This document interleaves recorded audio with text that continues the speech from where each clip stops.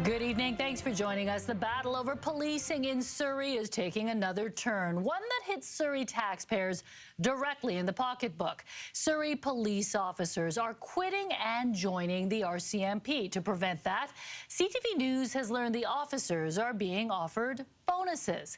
Abigail Turner has more on the controversial incentive.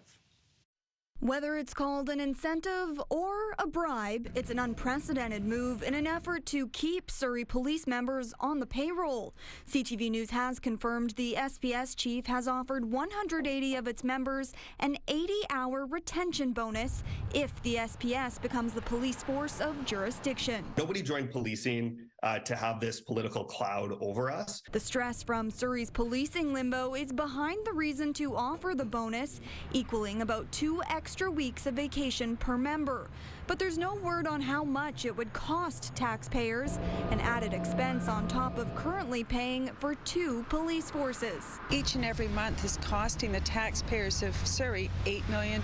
City staff released its first public report on the progress made to meet binding conditions to keep the RCMP, largely relying on SPS members to transition to the Mounties. Personally, I have talked to several SPS members that are saying to me, we're interested. We don't care. We will stay here.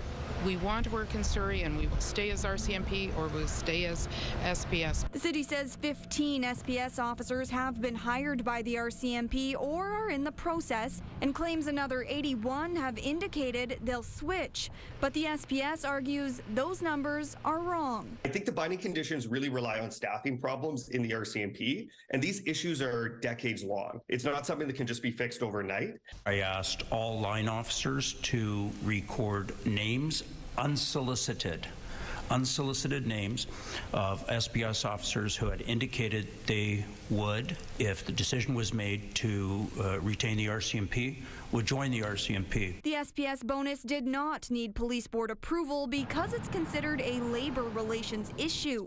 Public Safety Minister Mike Farnworth has been reviewing city documents to keep the RCMP, only telling CTV News a decision is expected soon. Abigail Turner, CTV News, Vancouver.